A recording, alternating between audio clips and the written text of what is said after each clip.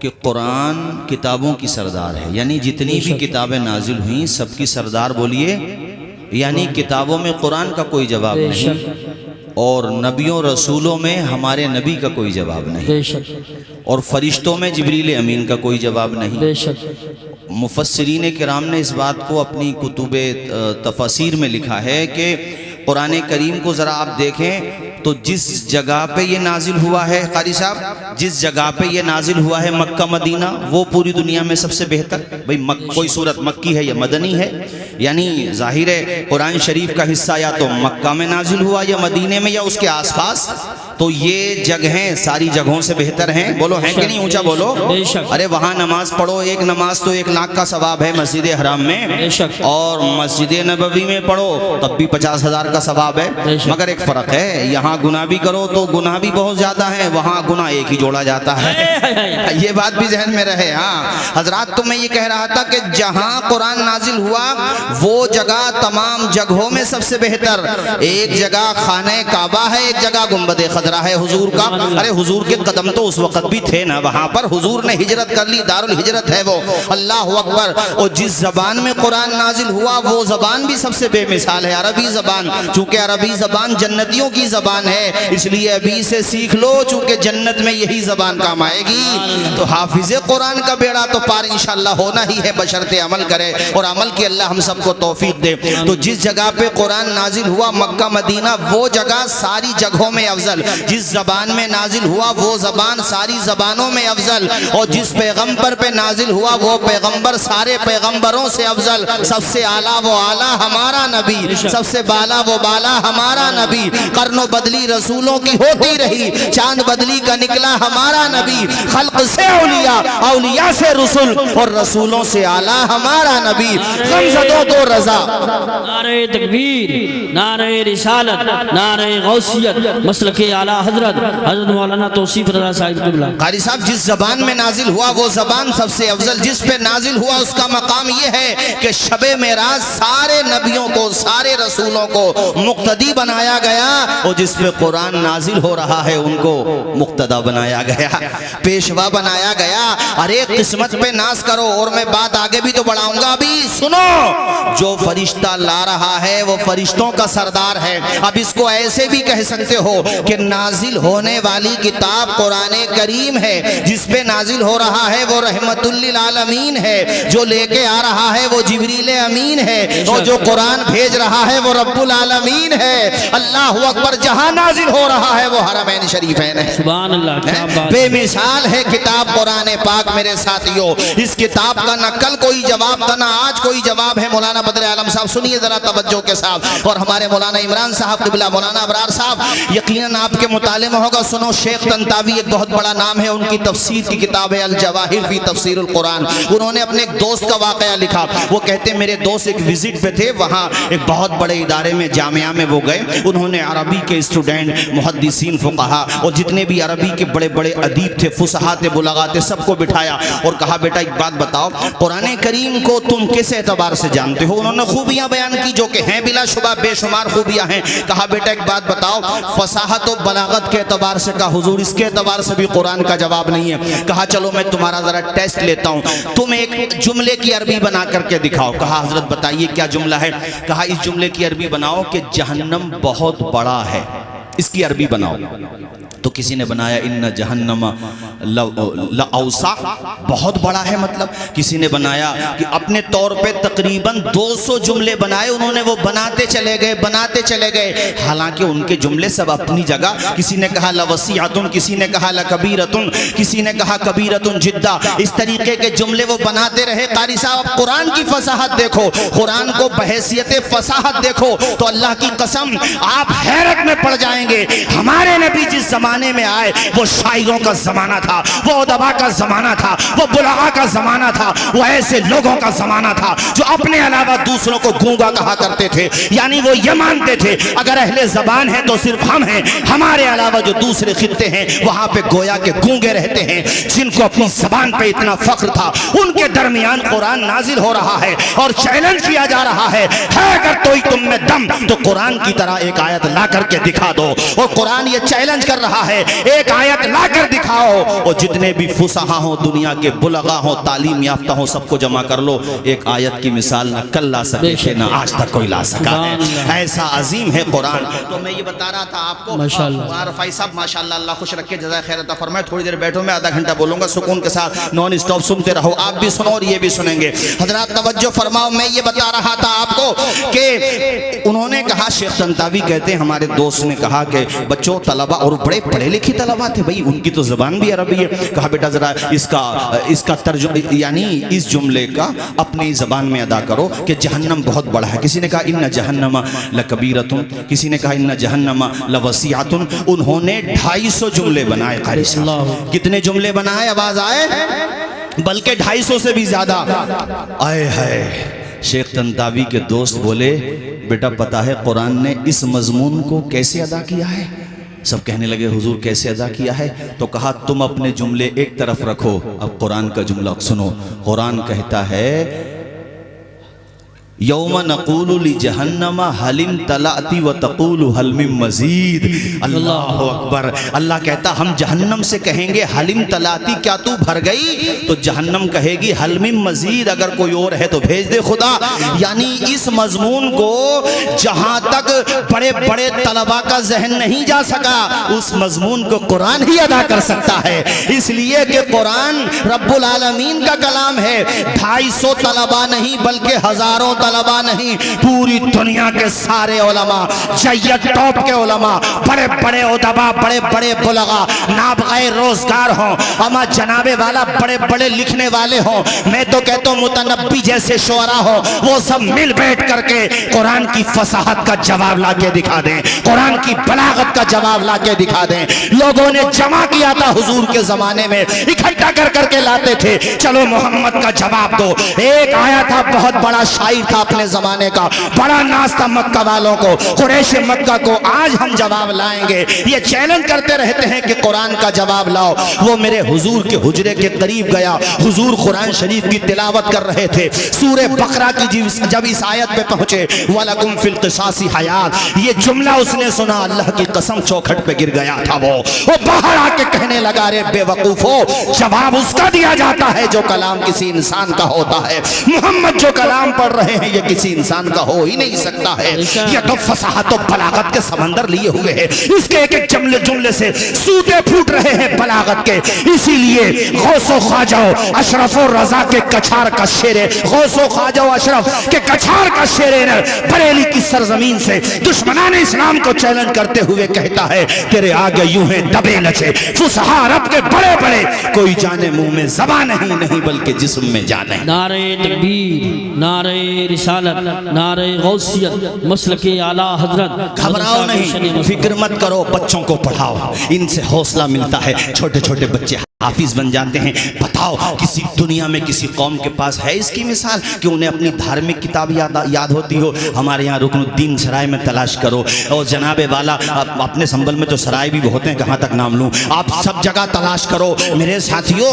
ایک ایک بیٹھک میں یہ قاری صاحب بیٹھے ماشاءاللہ، بڑے اچھے حافظ ہیں، قاری بلال صاحب ماشاءاللہ، اور دیکھیں آپ سنبل میں ایک سے ایک بہترین ٹاپ کا حافظ ملے گا، ایک ایک بیٹھک میں سنا دیتے ہیں قرآن۔ خلیفہ ہارون رشید کے بیٹے میرے خیال سے انہی کی نسل میں مامون کے دربار میں ایک چھوٹا بچہ 4 سال کا، بتاؤ 4 سال کا بچہ ہی کیا ہوتا ہے، 4 سال کا بچہ وہ حافظ قرآن تھا۔ اے لوگوں اتنا پکا قرآن تھا، 4 سال کا، سوچو ذرا، وہ 4 سال کا بچہ کوئی بھی کہیں سے پوچھتا تھا فر سنا دیا کرتا تھا، اس کے بارے میں یہ ہے، مگر اسے بھوک لگتی تھی تو رونے لگتا تھا۔ یہ میرے نبی کی امت کا معجزہ، یہ میرے نبی کا معجزہ نہیں ہے تو اور کیا ہے کہ اس امت میں ذرا سے بچے حافظ قرآن ہو جاتے ہیں۔ بتاؤ کس کے پاس ہے ایسی ذہانت، کس کے پاس ہے اتنا عظیم ذہن؟ اس لیے ساتھیوں حافظوں کو ذلیل مت سمجھو، ان کی کم سیلری کی وجہ سے انہیں کمزور نہ سمجھو، ان سے زیادہ دولت مند کون ہوگا؟ دنیا کی ساری دولت ایک پلے میں رکھ دو، اور قرآن کی ایک آیت ایک پلے میں رکھ دو، قرآن کی آیت کا پلہ بھاری ہو جائے گا۔ ان کے سینے میں ایک سورت نہیں ہے، ایک آیت نہیں ہے، 2-4 سورتیں نہیں ہیں، الحمد سے لے کر والناس تک پورا قرآن ان کے سینے میں محفوظ ہے۔ اور حافظوں تم بھی دل تھوڑا نہ کرو، کوئی بات نہیں ہے دنیا قدر نہ کرے، اللہ نے تو تیری اتنی قدر کی ہے کہ تجھے حافظ قرآن بنایا ہے، تو اپنا مقام پہچان، اپنے بچوں کو قرآن پڑھاؤ، اپنے محلے والوں کو قرآن پڑھاؤ، اپنے گھر کی عورتوں کو قرآن پڑھاؤ، اس قرآن کو گھر گھر پہنچانے کی ضرورت ہے۔ فلسطین کے اندر عمارت ٹوٹی ہوئی ہے، وہ ملبوں کا ڈھیر بنا ہوا ہے، انہوں نے اسی کے اوپر جیسے آپ نے یہ پنڈال لگایا ہے ایسے ہی انہوں نے کپڑے ڈالے اور وہیں پہ انہوں نے اپنے بچیوں کو پڑھانا شروع کر دیا۔ ابھی گزشتہ سال میں اخبار میں پڑھ رہا تھا، ایک بچیوں کا مدرسہ ہے،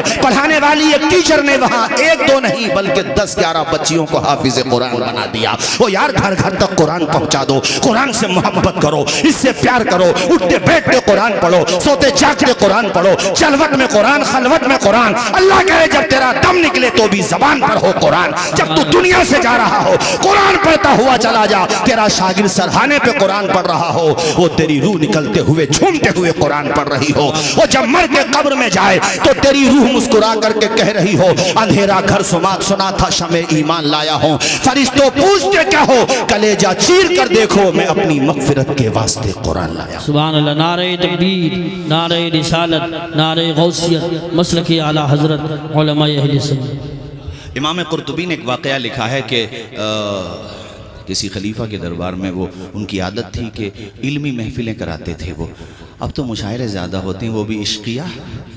ان مشاعروں نے تو مغلوں کی کایا پلٹ دی تھی، جب تک مغل صحیح رہے ٹھیک رہے، مگر بعد میں انہوں نے جب زلف یار کا تذکرہ کیا اور وہ تذکرے کیے کہ جو ہم آپ کے سامنے کر بھی نہیں سکتے، تو اس کے بعد دیکھو ایسا عذاب آیا، 7 سمندر پار سے آئے میں ڈنڈوں کے، پہلے انڈے لائے بعد میں ڈنڈے لائے، اور ایک ایسٹ انڈیا کمپنی نے تباہ کر دیا۔ تو ادھر ادھر کی نہ بات کر، یہ بتا قافلہ لٹا ہے کیوں؟ مجھے رہزنوں سے گلا نہیں تیری رہبری کا سوال ہے۔ اچھا شیخ، یہ مت سوچو کہ تباہ ہوئے ہیں تو ایسے کسی نے تباہ کر دیا، کچھ تو خامیاں رہی ہیں نا ہماری۔ وہی بات یاد رکھو جو علامہ اقبال نے کہی تھی، کامیابی کا واحد راستہ وہی ہے۔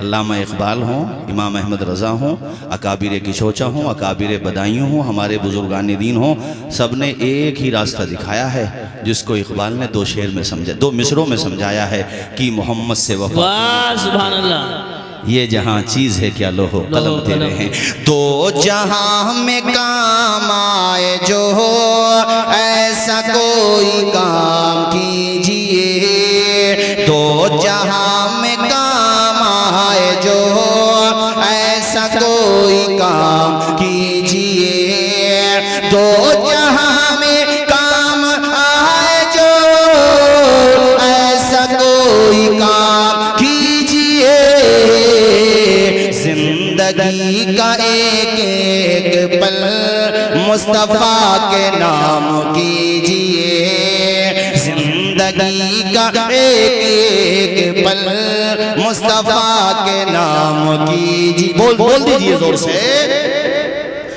ارے بیٹا ذرا سا بچہ ہے مگر کتنا اچھا، اللہ شفا عطا فرمائے، عمر میں برکت عطا فرمائے، آمین بولو۔ بچے کی تھوڑی طبیعت مجھے ناساز لگ رہی ہے، اللہ شفا عطا فرمائے، اے مگر دیوانہ ہے حضور کی محبت میں ہے، حضور کی محبت میں آیا ہے، ان کی نگاہ کرم ہو گئی تو بیڑا پار ہو جائے گا انشاءاللہ۔ بولو زور سے انشاءاللہ۔ یہ ہاں مولانا رفائی صاحب جے پور میں رہے، میں گیا ان کے مدرسے میں، ویسے آدمی ہے محنتی مولانا رفائی، اور دیوانہ بھی ہے یہ آدمی، جس چیز کی ٹھان لیتا ہے کر کے مانتا ہے، حالانکہ یہ علاقہ یہاں بڑی ضرورت تھی مدرسے کی، مگر دیکھو انہوں نے بھی چنا تو کوئی ایسا علاقہ نہیں جو بڑا خوشحال ہو اور جہاں آمد کے ذرائع بہت ہوں، وہ علاقہ چنا ہے جو ابھی ریگزار ہے، مگر انشاءاللہ گلاب کھلیں گے یہاں سے علم کے اللہ نے چاہا۔ ڈٹے رہنا رفائیز میں سے بہادر تو ہو ہی تم، ہمت مت ہارنا، لوہا جتنا تپتا ہے اتنا ہی طاقت بھرتا ہے، اور ہیرے کو جتنی دھار لگے اتنا ہی پرکھر نکھرتا ہے، اور سورج جیسا جلنا ہے تو سورج جیسا بننا ہوگا، ندیوں سے آدر پانا ہے تو پروت چھوڑ نکلنا ہوگا۔ ہم آدم کے بیٹے ہیں کیوں سوچیں راستہ سرل ہوگا، کچھ زیادہ وقت لگے گا پر سنگھرش ضرور سفل ہوگا، ہر ایک سنکٹ کا حل ہوگا وہ آج نہیں تو کل ہوگا۔ ڈٹے رہنا، کچھ کیے بنا ہی جے جے کار نہیں ہوتی، سنگھرش کرنے والوں کی کبھی ہار نہیں۔ کہاں ہیں وہ بھی تو ہوں گے یہاں پر جو بچوں کو جنہوں نے کھانا کھلایا، ارے تو ان پوری بستی کھلا رہی ہے، اور رکن الدین سرائے کو میں جانتا نہیں، انہوں نے نہال ہے میرا یہاں کے، یہ تو آپ کے طلباء کو بھی کھانا کھلا رہے ہیں، تم کہو تو ہمارا کھانا باندھو ہم بھی کھلا دیں گے۔ ہاں کمی نہیں ہے، تو کرائے پہ بھی مکانوں کی ضرورت ہے، فری میں بھی دے دیں، دلدار لوگ ہیں الحمدللہ، اللہ کا شکر ہے۔ اور بہت اچھے بھلے لوگ ہیں یہاں کے، جڑے رہو مدرسوں سے، تمہارا کوئی دنیاوی مقصد نہیں ہے، بس یہی مقصد ہے کہ حضور کے مہمان ہیں اس لیے کھلا رہے ہیں۔ اور تم اب کوئی میرے مہمان کو رسپیکٹ دے دے، میرے دل میں عزت بڑھ جاتی ہے، یار یہ بڑا اچھا آدمی ہے، ہمارے مہمان کو چائے ناشتہ کرایا، اور تم رسول اللہ کے مہمان کو کھانا کھلا رہے ہو۔ بولو ذرا زور سے بولو۔ اس دن میں نے حضرت مولانا ابرار صاحب قبلہ کے مدرسے میں کہا تھا ماشاءاللہ بڑا کام کر رہے ہیں رضا حسنین میں، ماشاءاللہ اللہ عمر میں برکت عطا فرمائے۔ میں نے اس دن بھی کہا تھا اور آج بھی کہہ رہا ہوں کہ یہ جو بچوں کو تم کھانا کھلا رہے ہو نا، اس کی نیکیاں اسپریچول اکاؤنٹ میں جا رہی ہیں۔ یہ وہ اکاؤنٹ نہیں ہے جسے کوئی لے کے بھاگ جائے، جس پہ جی ایس ٹی لگ جائے، سبسڈی ہے اس پہ، تو بے شک اونچا بولو ذرا، فائدہ ہی فائدہ ہے۔ آؤ بات میں وہیں پر لاتا ہوں، چونکہ وقت بھی بہت کم ہے میرے پاس۔ تو دربار لگا تھا قاری صاحب، وہ پہلے کے بھائی وہ لوگ کرتے تھے، علمی محفلیں کیا کرتے تھے، تو ایک یہودی تھا، اس میں بڑا پڑھا لکھا تھا وہ، اور یہ کم وقت پڑھے لکھے تو ہوتے ہی ہیں، مگر توفیق نہیں ملی، توفیق نبی کے غلاموں کو ہی بے ملی۔ شک ہاں، ایمان کی دولت نبی کے غلاموں کو ہی ملی، الحمدللہ۔ تو میں یہ کہہ رہا تھا، وہ خلیفہ نے کہا کہ بھئی آپ نے بڑی اچھی گفتگو کی، اکیلے میں ملو مجھ سے۔ وہ اکیلے میں گیا تو یہودی سے انہوں نے کہا کہ بھئی آپ ایسا کرو، ہمارا مذہب قبول کر لو، دعوت دی دین کی۔ تو یہودی نے کہا بھئی یہ بات نہیں مانوں گا میں آپ کی۔ کہا نہیں مانو گے تو ٹھیک ہے بھئی، ٹھیک آپ کی مرضی ہے، زور زبردستی تو نہیں ہے۔ وہ چلا گیا۔ اچھا تعجب یہ ہے کہ کچھ دنوں کے بعد آیا، پھر وہی حلیہ بدلا ہوا ہے، چینجنگ ہے، سر پہ امامہ ہے، چہرے پہ داڑھی ہے، ذرا بولو سبحان اللہ۔ اللہ اللہ، رنگ بدل گیا، ڈھنگ بدل گیا، کردار بدل گیا، پہلے کچھ اور تھا اب کچھ اور ہو گیا۔ خلیفہ نے کہا تو وہی ہے، جب میں کہہ رہا تھا تب کلمہ نہیں پڑھا، اب کیا ہو گیا؟ تو کلمہ پڑھ کے لگتا ہے مسلمان ہو گیا۔ سبحان اللہ۔ تو گویا کہ وہ مسکرا کے کہہ رہا تھا، دامن مصطفیٰ سے جو لپٹا یگانہ ہو گیا، جس کے حضور ہو گئے اس کا زمانہ ہو گیا۔ اللہ اللہ۔ خلیفہ نے کہا معاملہ کیا ہے، وجہ کیا ہے، آخر تمہارے اندر بدلاؤ کیسے آیا، تم نے کلمہ کیسے پڑھ لیا؟ تو سنو میرے دوستو، وہ یہودی کیا کہہ رہا تھا؟ وہ کہتا میں اپنے گھر پہ گیا، میں نے سوچا کہ کم از کم مجھے تحقیق تو کرنا چاہیے، راستہ کون سا صحیح ہے کون سا غلط ہے، مجھے کم از کم ایک دفعہ اس کا موازنہ تو کرنا چاہیے۔ وہ کہتا میں بہت خوش خط کاتب ہوں، یعنی میری رائٹنگ بہت زبردست ہے۔ اس نے بتایا، کیا بتایا؟ بولو نا یار ذرا زور سے بولو نا، کیا بتایا؟ لکھائی، رائٹنگ میں کاتب بہت اچھا رہے، بعض کاتب چھاپ دیتا ہے یار، کمپیوٹر بھی نہیں لکھتا، قاری صاحب ایسا لکھ دیتا ہے۔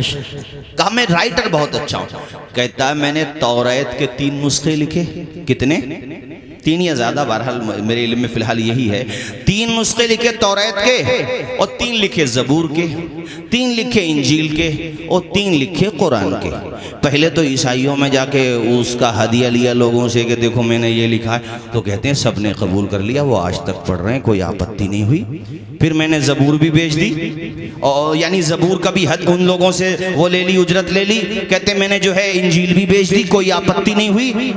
پھر میں قرآن کے 3 نسخے مسلمانوں میں لے کر کے گیا، تو انہوں نے صرف تحریر نہ دیکھی، پڑھ کے دیکھا، تو ایک ہی محلے میں کئی لوگوں نے پکڑ لیا کہ تحریر کے دھوکے میں ہمیں بیوقوف بنا رہا ہے۔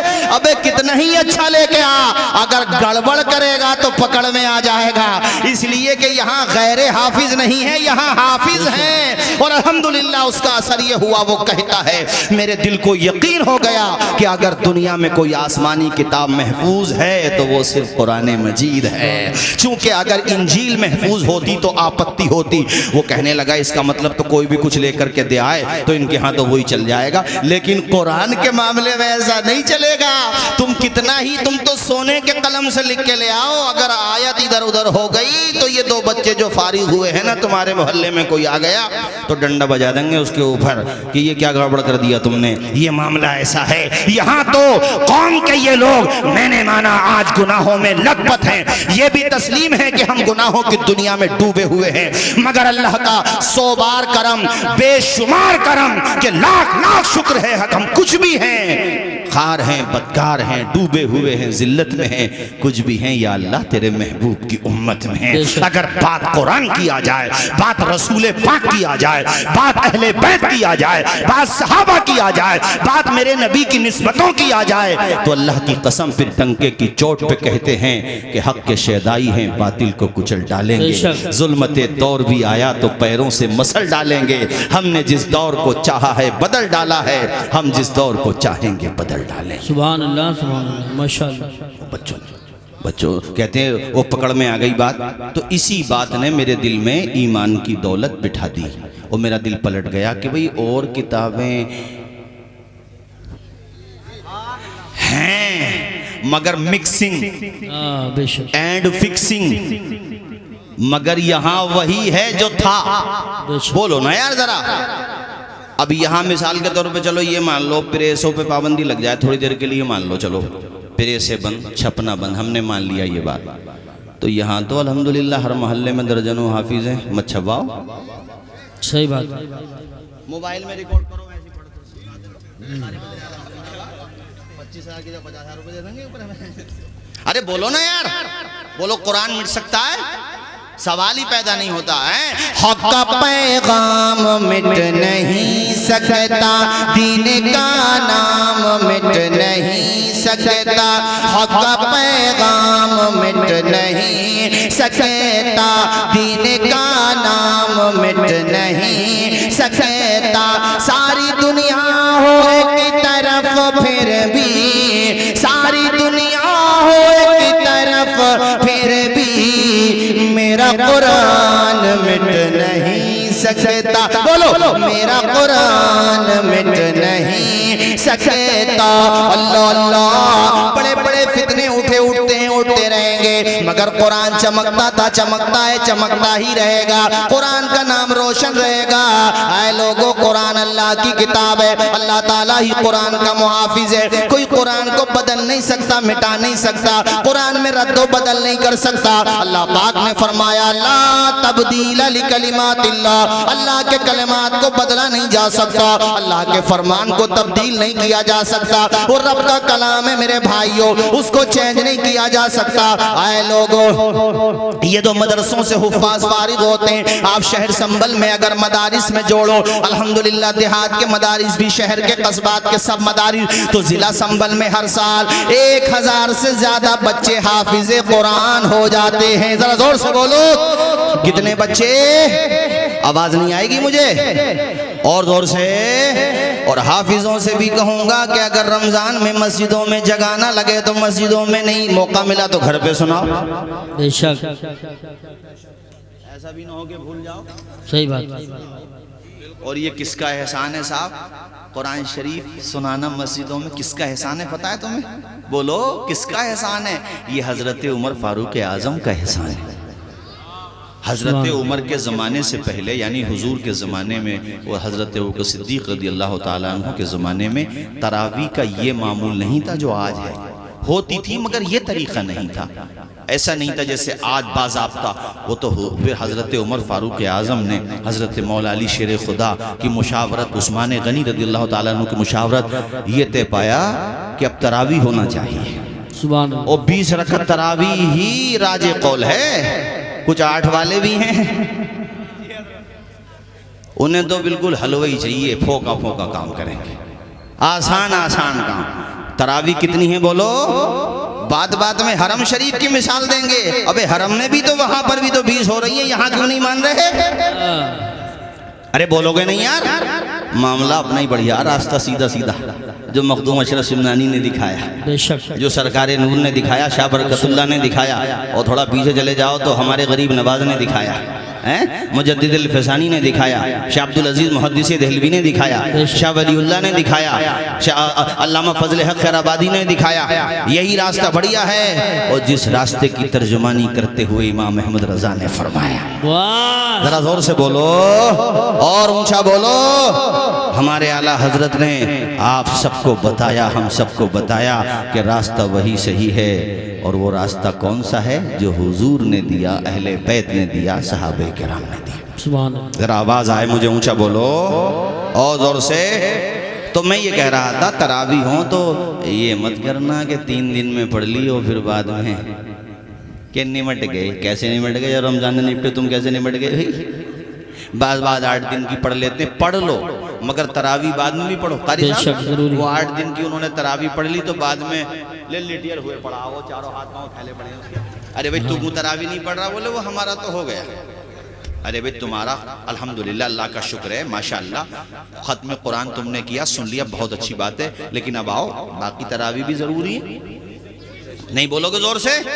اور ثواب کماؤ. ثواب میں کیوں؟ ابے رمضان کا تو مہینے ہی خوب ثواب کم, باقی مہینے بھی ہیں, اور رمضان میں تو اتنا قرآن پڑھو, اتنا پڑھو. مائیں بہنیں بیٹیاں بیٹھی ہیں, ان سے بھی کہتا ہوں اتنا پڑھو, اتنا پڑھو کہ بعد میں پھر قرآن چھوڑنے کو جی نہیں جائے تمہارا. 11 مہینوں میں بھی پڑھتے رہو, عادت بنا لو. قرآن تو پڑھو, خوب ڈٹ کے قرآن پڑھو, طبیعت سے قرآن پڑھو. حضرت امام اعظم ابو حنیفہ المتوفی 150 ہجری روزانہ ایک قرآن پڑھا کرتے تھے رمضان شریف میں, اور روایتیں بھی ہیں. حضرت امام شافعی المتوفی 204 ہجری ایک نہیں 2 قرآن شریف پڑھ لیا کرتے تھے. حضرت امام مالک المتوفی 179 ہجری کتنا قرآن پڑھا کرتے تھے. امام احمد ابن حنبل المتوفی 141 ہجری کتنا قرآن پڑھتے تھے. ارے یار ان کی دوستی تھی قرآن سے, انہیں قرآن ہی یاد رہا کرتا تھا, اور قرآن کا فیضان تھا کہ حدیثیں بھی ان کے سینوں میں اتر جایا کرتی. سبحان اللہ, ماشاءاللہ ماشاءاللہ.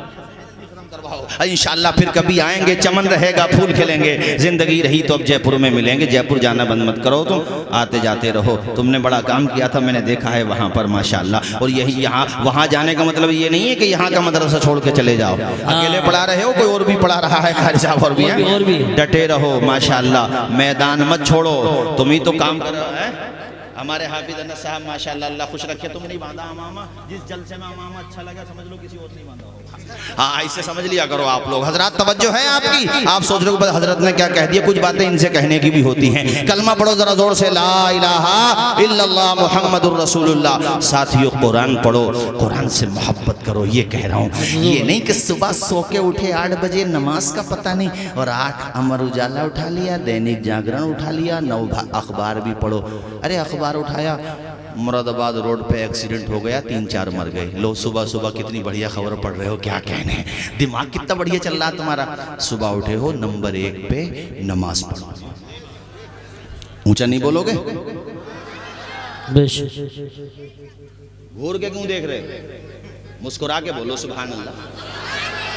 پہلے نمبر پہ فجر کی, اونچا بولو, فجر کی ہاں نماز مت چھوڑنا. یہ تقریر میں آخر میں 5 منٹ میں گفتگو ختم کر رہا ہوں. 5 وقتہ نماز, صبح اٹھے نمبر 1 پہ نماز, نمبر 2 پہ قرآن کی تلاوت, اور نمبر 3 پہ ماں باپ کے چہرے کی زیارت. گھر آؤ, اخبار بعد میں, پہلے ماں باپ کا چہرہ, اور دیکھو مسکرا کے ماں باپ کو, اور پھر پڑھو منور رانا صاحب کے 2 مصرے کہ اے اندھیرے دیکھ لے منہ تیرا کالا ہو گیا, ماں نے آنکھیں کھول دی گھر میں اجالا ہو گیا. اور جب بیٹا آگے کہے گا امی تم نے نماز پڑھے بغیر ہی ناشتہ بنا لیا, تو امی کو بھی شرم آئے گی, اور وہ کہے گی اللہ تیرا شکر ہے میرا بیٹا نمازی ہے. اور پھر وہ بھی نماز پڑھے گی. نماز نہیں چھوڑنا. ہم کربلا والے ہیں, ہمارے حسین نے 124 زخم, تم نے کتنے زخم سنے, 72 نا, 72 نہیں 124 زخم ٹوٹل. روایات تلاش کرو تو اور بھی ملیں گی. پورا بدن خون سے رس رہا ہے, زخموں سے چور ہے میرے حسین کا بدن مبارک. وہ پیارا بدن, اللہ اکبر, جس کی پرورش حیدر کرار نے کی ہے, ان کے پیارے نانا نبیوں کے سردار نے کی ہے. مگر بتاؤ دنیا سے گئے, بتاؤ رکن الدین سرائے اور آس پاس کے دینی بھائیوں, میرے حسین نے اپنا آخری سجدہ ادا کیا کہ نہیں کیا؟ پشت فرض چھوڑا تو زمین پہ تشریف لائے, نانا کے نواسے نے مصلی نہیں چھوڑا, سرتن سے جدا ہو گیا سجدہ نہیں چھوڑا.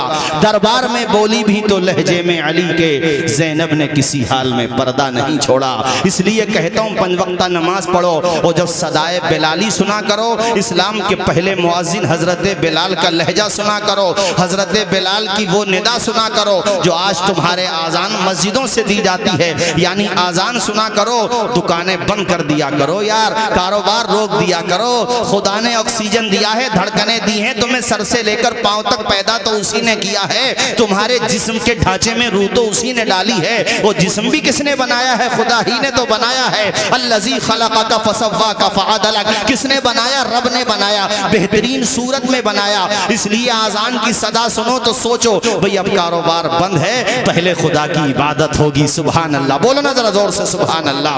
وہ مدینے کا منظر یاد کرو جب ہم اسلام کے پہلے مؤذن حضرت بلال آذان دیتے، اللہ اکبر، سناٹا پسر جاتا، عورتیں کام کرنا بند کر دیتی، مرد حضرات اپنی دکانیں بند کر دیتے، مرد حضرات صحابہ کرام مسجدوں میں جا کے پیشانی جھکاتے، اور عورتیں بھی الحمدللہ اس زمانے میں آ جاتی تھی اور باقی اپنے گھروں پہ پڑھ لیا کرتی تھی، مسجدوں میں بھی آ جاتی تھی اس زمانے میں۔ حضرت عمر کے دور میں اس کو روکا گیا۔ حضرات میں یہ بتا رہا تھا آپ کو کہ آپ کو بہرحال نماز پڑھنا ہے، آذان سنو تو کربلا کا میدان بھی یاد کرو اور حضرت بلال کا لہجہ بھی یاد کرو۔ اور بچپنے میں یہ دو شعر ہم پڑھا کرتے تھے، بچپنے میں مدرسوں میں سنا کرتے تھے، بہت پرانے ہیں، تب سے مجھے یاد ہیں، اچانک یاد میں پڑھ رہا ہوں، 2-3 جلسوں میں بھی پڑھے ہیں، انہی اشعار پہ میری تقریر ختم ہو جائے گی، آپ بھی یاد کر لیجئے گا۔ دی حضرت بلال نے کعبے سے جب، مبشر بھائی یار آج تو تم نے ساؤنڈ میں ایسا لگ رہا اور زیادہ، ارے یہ تمہارے بھی رشتہ دار ہیں، ہمارے بھی رشتہ دار ہیں، رفائی تم نے بھی سبھی رشتہ دار کھیل دیے ہیں، ماشاءاللہ، اللہ خوش رکھے، اللہ عمر میں برکتیں عطا فرمائے، ذرا زور سے بولو سبحان اللہ۔ دی حضرت بلال نے کعبے سے جب صدا، حی علی الصلاۃ، حی علی الصلاۃ، دی حضرت بلال، آپ بھی پڑھو بھی میرے ساتھ، پڑھو بھی، دی حضرت بلال نے کعبے سے جب صدا، حی علی الصلاۃ، حی علی الصلاۃ، عرش بری پہ رب نے بولا یا حضور کو، جبریل آئے اور جگایا حضور کو، اپنی رضا کا جام پلا یا حضور کو، چلنے لگے تو رب نے بتایا حضور کو، امت سے جا کے کہنا یہی تحفہ ہے ملا، حی علی الصلاۃ، حی علی الصلاۃ۔ اور میری تقریر بھی اختتام کی طرف میں ذکر کربلا کا ضرور کروں گا، سبحان اللہ، کیونکہ جب تک کربلا کا ذکر نہیں ہوتا گویا کہ ہمارے جلسوں میں مہر نہیں لگتی، سبحان اللہ، ذرا مسکرا کے بولو سبحان اللہ۔ اسلام کے علم کو اٹھا یا حسین نے، باطل کے آگے سر نہ جھکایا حسین نے، کیا چیز ہے نماز بتا یا حسین نے، سجدے میں اپنے سر کو کٹایا حسین نے، یہ دشت کربلا سے ابھی آتی ہے صدا، حی علی الصلاۃ، حی علی الصلاۃ۔ اب عزیز اتنا ہی رکھو کہ دل بہل جائے، اتنا بھی نہ چاہو کہ میرا دوسرا پروگرام نکل جائے، چمن رہے گا پھول کھلیں گے، زندگی رہی تو اب رمضان کے بعد ہی ملیں گے بھئی، حاجی رفائز تمہیں بھی انشاءاللہ، ارے حاجی بھی بن جاؤ گے، کیوں فکر کر رہے ہو، انشاءاللہ میں نے اس میں انشاءاللہ لگا دیا۔ السلام علیکم۔